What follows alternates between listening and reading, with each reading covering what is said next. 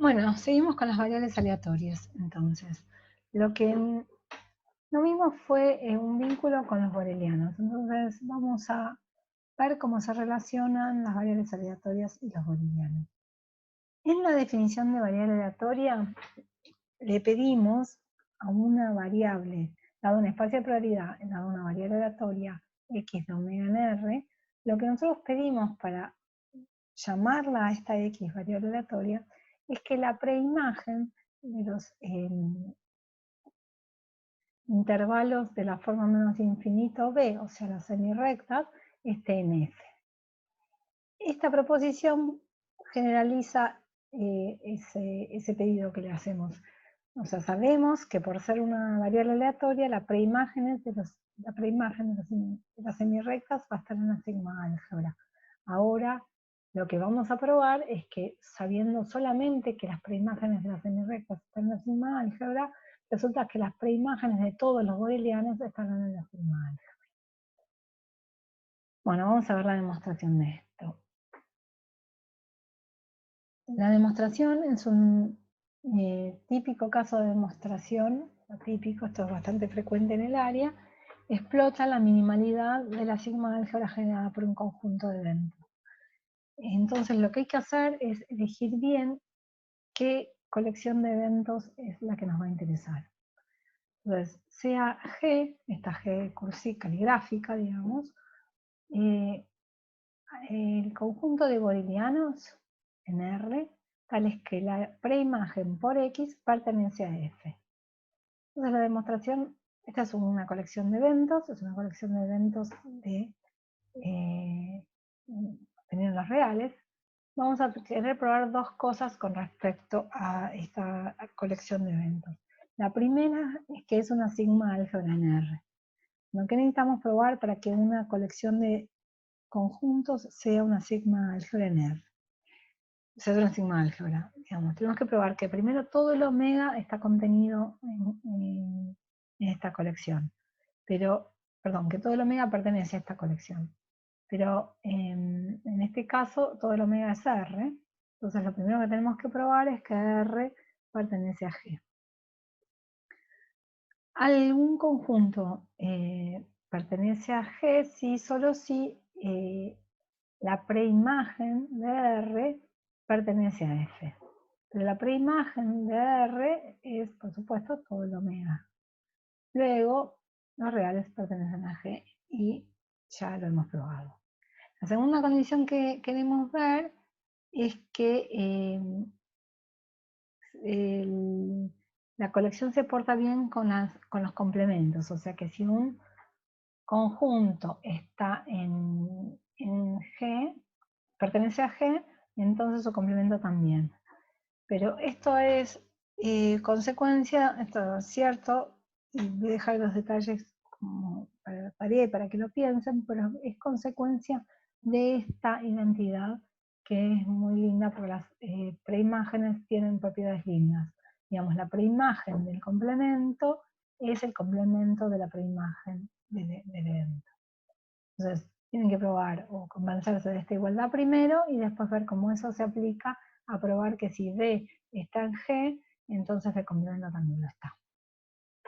Más en detalle vamos a hacer la prueba de la tercera propiedad, que es probar que si una colección de conjuntos está en G, una colección numerable de conjuntos está en G, entonces su unión también está en G.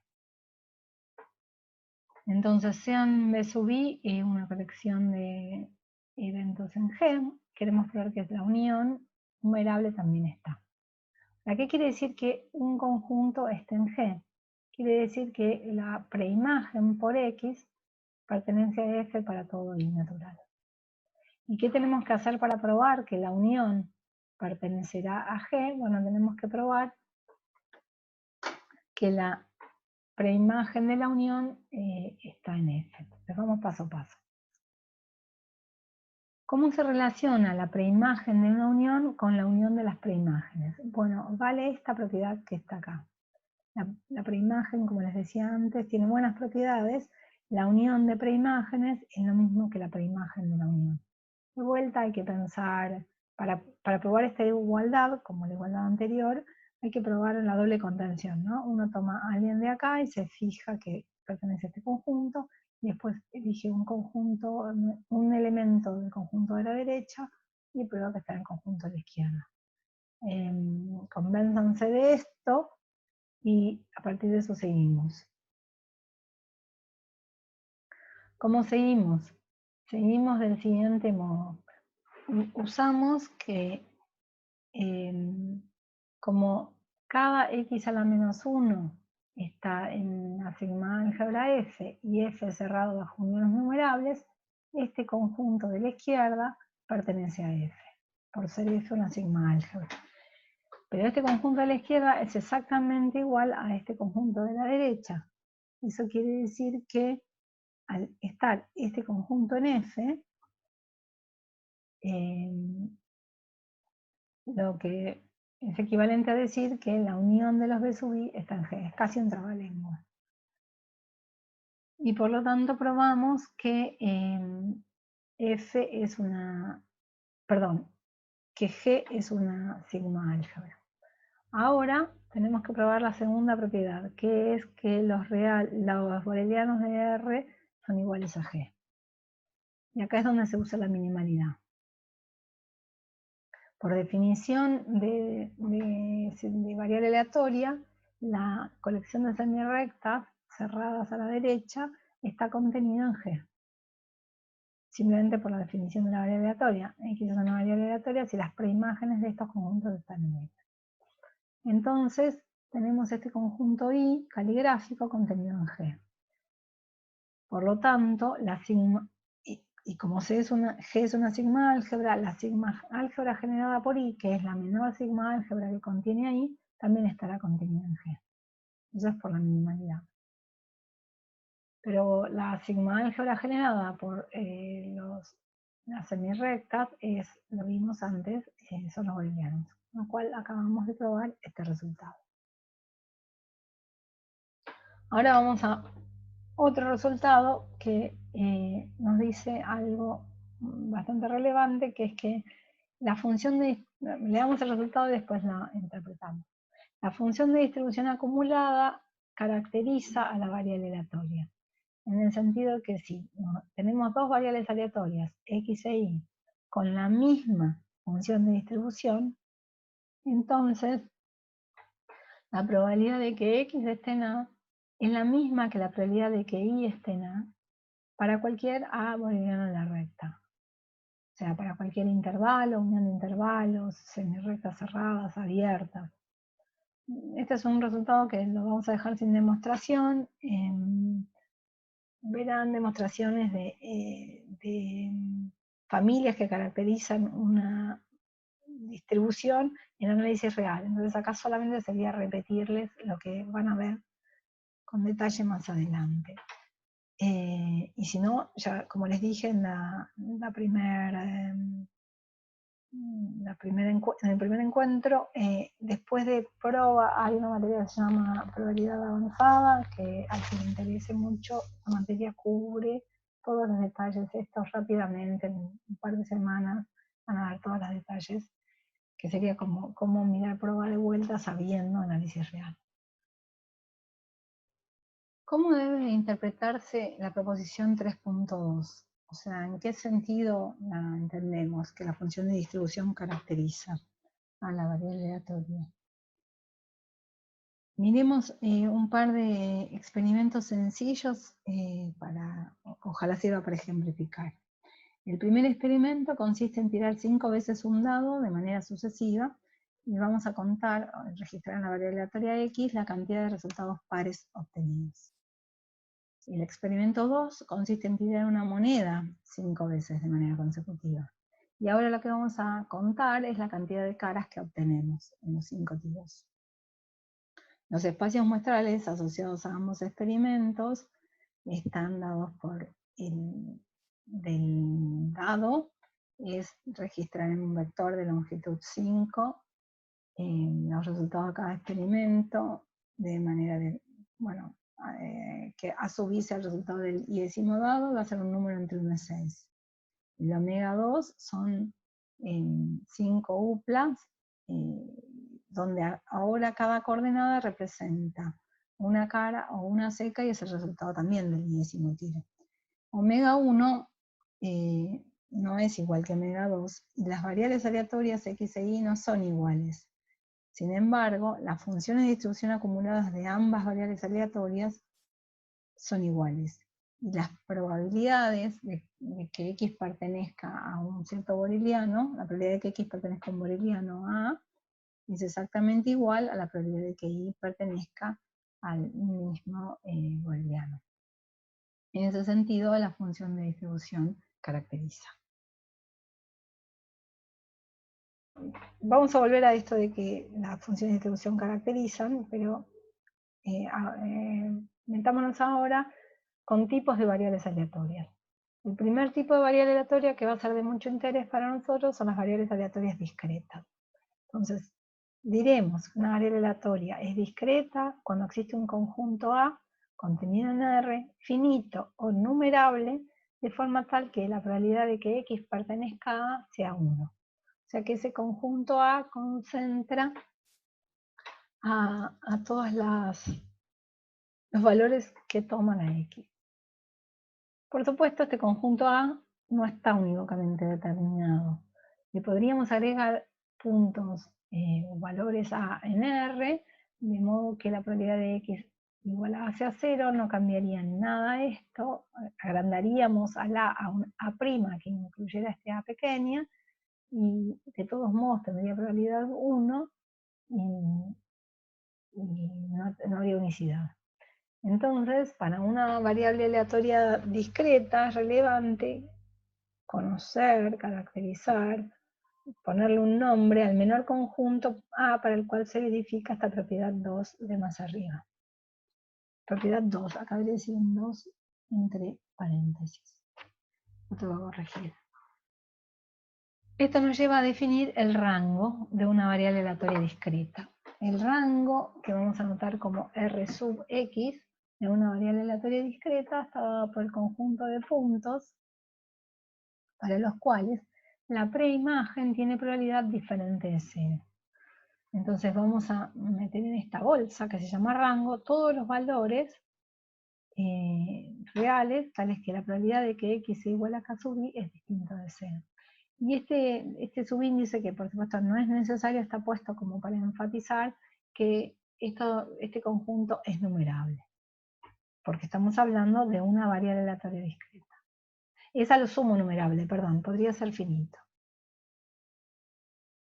Entonces, vemos que estas probabilidades puntuales, la probabilidad de que X tome un valor puntual, se vuelve relevante. Y tiene sentido darle un nombre a estas probabilidades. Entonces, dada una variable aleatoria discreta X, definimos la función de probabilidad puntual asociada a X mediante la fórmula siguiente.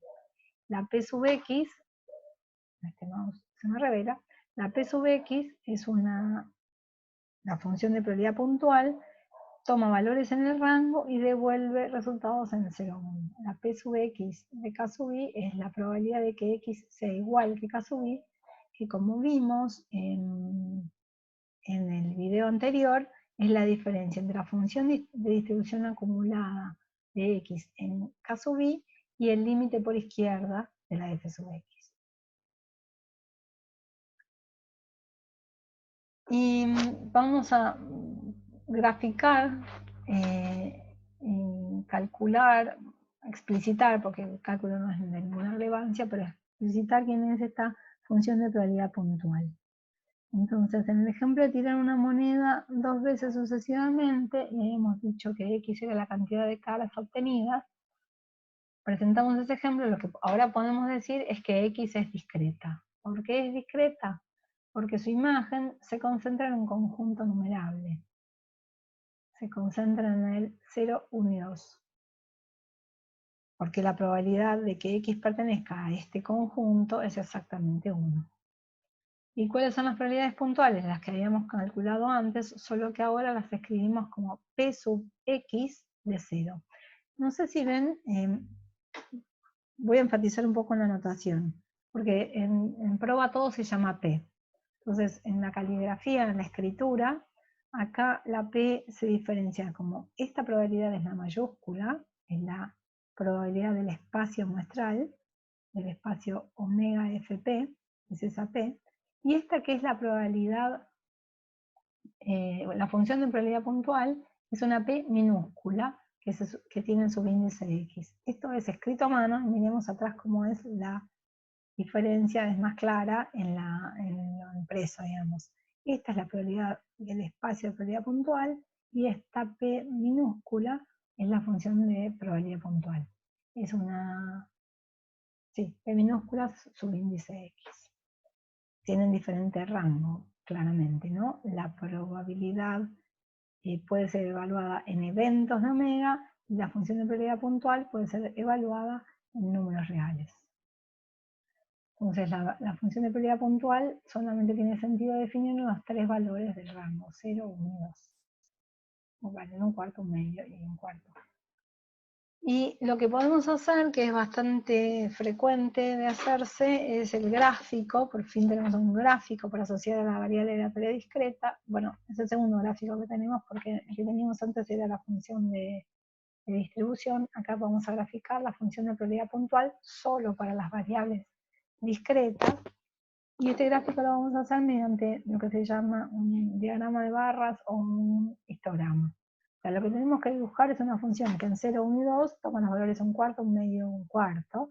Podemos hacer una barrita vertical arriba de cada valor, o podemos hacer un histograma, se suele llamar histograma, que fíjense que son barras centradas en los valores, el 0, el 1 y el 2, en los valores que toma, y de un ancho que no es relevante para el problema, para el área.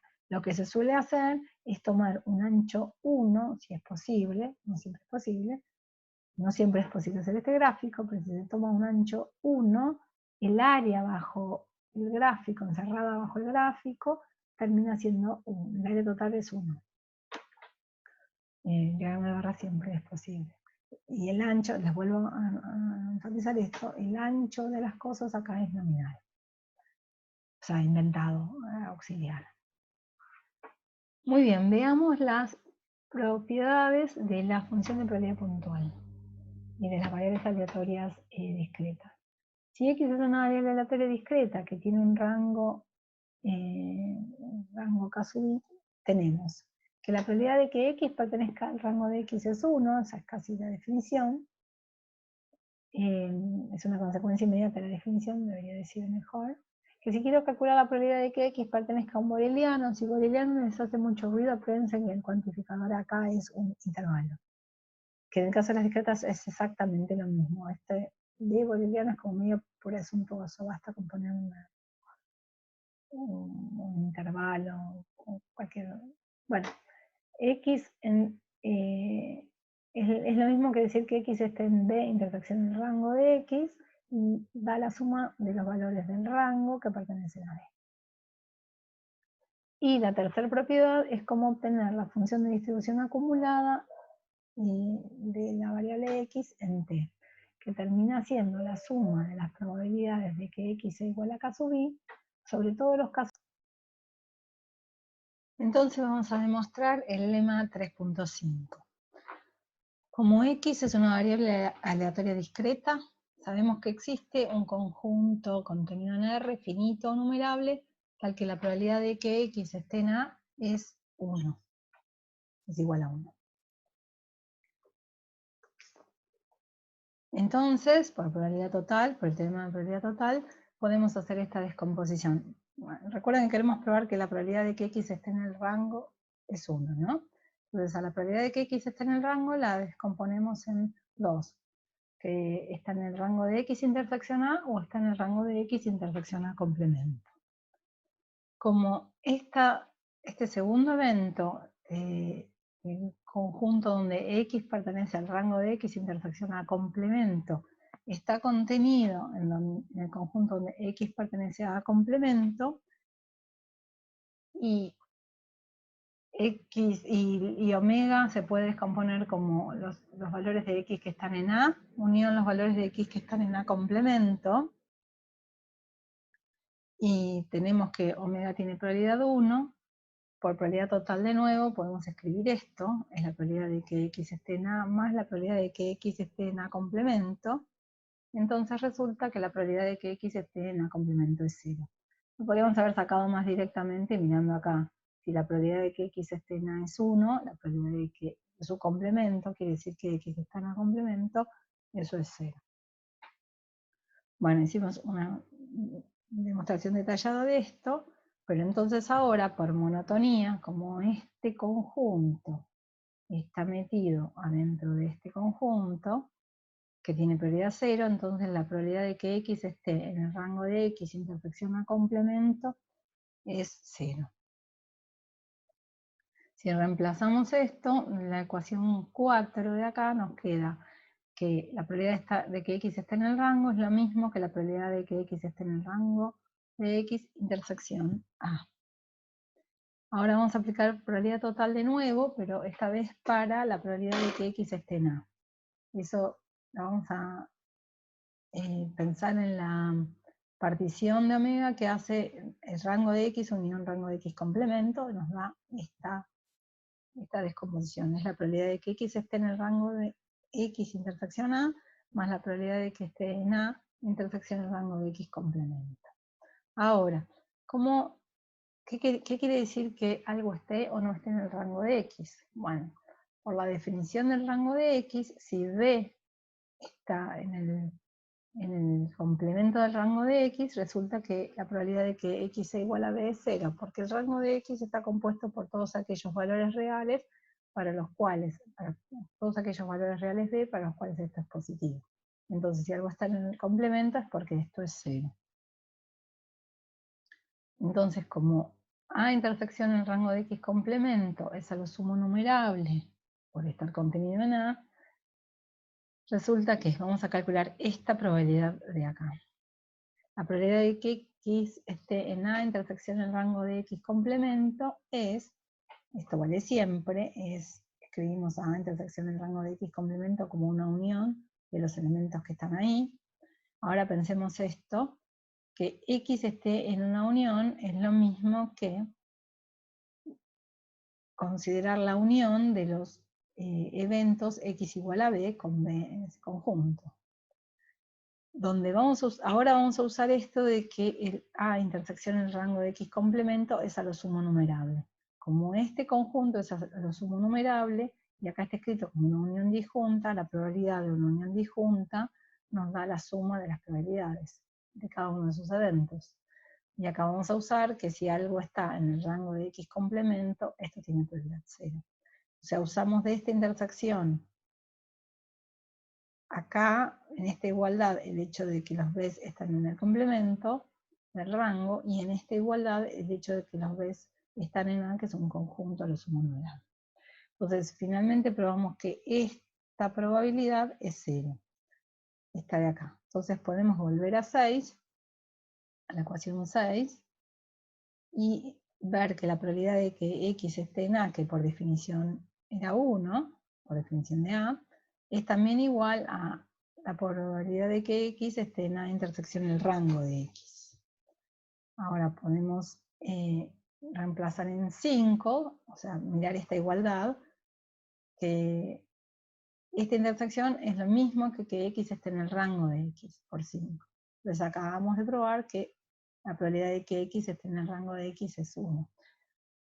Y también podemos observar de acá que por complementos se deduce que la probabilidad de que X esté en el complemento del rango de X es 0, que vamos a usar en el ítem que sigue. Entonces acabamos de probar que la probabilidad de que X esté en el rango es 1.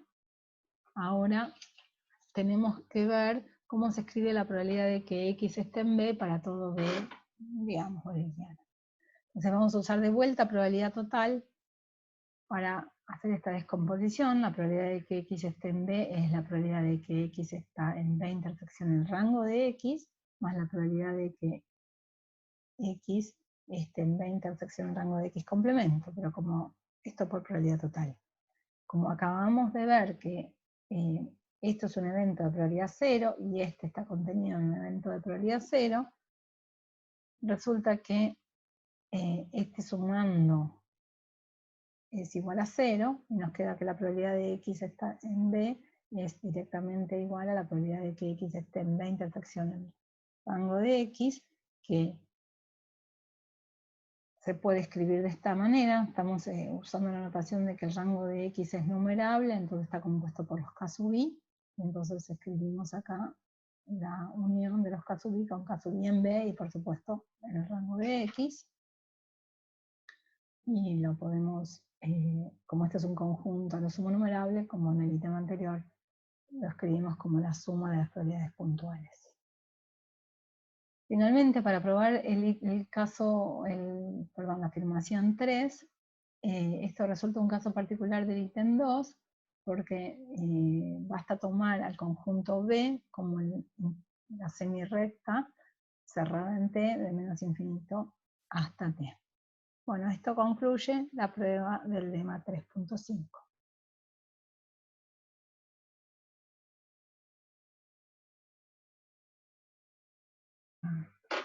Esta parte, que es que, ¿cuál es la relación entre la función de probabilidad puntual, que es la P minúscula, y la función de distribución acumulada? Le podemos expresar a la función de distribución o la función de distribución acumulada en términos de la puntual para el caso de una variable discreta, usando el ítem 3 del lema anterior, porque vale esto, ¿no? Copiado y pegado. La función de distribución acumulada en T es la probabilidad de que x sea menor o igual que T, y es sumar la P sub x sobre todos los valores que están en el rango y son menores o iguales que T. Eso es lo que nos lleva a, si una función está escrita en términos de una suma, en el caso de que x sea una variable aleatoria discreta, la función de distribución va a ser constante por intervalos y va a saltar en aquellos puntos donde la función de probabilidad puntual es distinta de 0, es decir, en los puntos del rango de x. ¿Cuánto va a saltar? Bueno, ahora vamos a contestar cuánto va a saltar la función en cada punto. Claramente, en cada punto lo que va a saltar es la función, es el valor de la probabilidad puntual de x en ese punto. Esto nos dice cómo expresar la función de distribución acumulada si uno conoce a la función de probabilidad puntual. Pero al revés, si conocemos a la función de distribución acumulada y queremos calcular la puntual, ¿podemos? Sí, podemos. Esta es la consecuencia de un resultado anterior que dice que la puntual de x en k, que se puede expresar usando la probabilidad del omega fp, la terna del espacio de probabilidad, como la probabilidad del evento x igual a k, que pertenece a la sigma álgebra, es la diferencia entre la función de distribución acumulada en k y el límite por izquierda o inferior de la f sub x. Entonces, pasamos de la función de probabilidad puntual a la función de distribución acumulada sumando términos. Los términos que sumamos son justamente los de la puntual. Y pasamos de la función de distribución acumulada a la puntual restando términos. Entonces, para poder calcular probabilidades que involucren a x, nos basta conocer o bien la función de probabilidad puntual o bien la función de distribución acumulada. Y acá viene otra cuestión notacional, nos vamos a referir a la distribución de x. Fíjense que es la distribución, no la función de distribución, no la función de probabilidad puntual. La distribución de x, tanto si hablamos de la función de probabilidad puntual, como si hablamos de la función de distribución de x. Esto es como la jerga dice la distribución, y ahí tenemos que pensar en cualquier cosa que la caracterice. Ya sea, porque también vimos el resultado, que en la proposición, me parece que 3.2, que si dos variables aleatorias discretas tienen la misma función de probabilidad puntual, o equivalentemente la misma función de distribución acumulada, diremos que x e y tienen la misma distribución.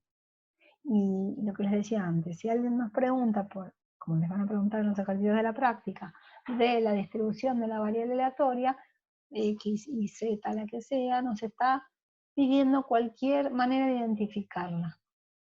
En el caso de una variable discreta, puede ser o bien la función de probabilidad puntual o bien la función de distribución acumulada. O bien, si la variable es una de las famosas que vamos a presentar en el próximo video, bastará decir el nombre y los parámetros que la caracterizan. Entonces, para terminar y antes de empezar el siguiente, les dejo esta definición que es bastante útil, que da un espacio de probabilidad, y es una definición conocida en el fondo. Dado un subconjunto de omega, definimos la función indicadora del conjunto A de la siguiente manera. La función indicadora de A en W vale 1 si W está en A y vale 0 en caso contrario. Y acá hay un par de ejercicios para aprender a manejarse con la función indicadora. Algunos, en otros contextos esta se la escribo con una letra G, creo. En prueba es bastante natural anotarla así, y es como una indicadora, o algunos autores le ponen un 1. Demuestra que idea es una variable aleatoria si solo si A está en F, y esta otra, este otro ejercicio muy sencillo que simplemente nos dice algo bastante fácil y bueno, que es que dada una familia de eventos disjuntos que contienen un conjunto A, entonces la indicadora de A es igual que la suma de las indicadoras de las intersecciones. Piensen estos dos ejercicios, pruébenlos y después seguimos.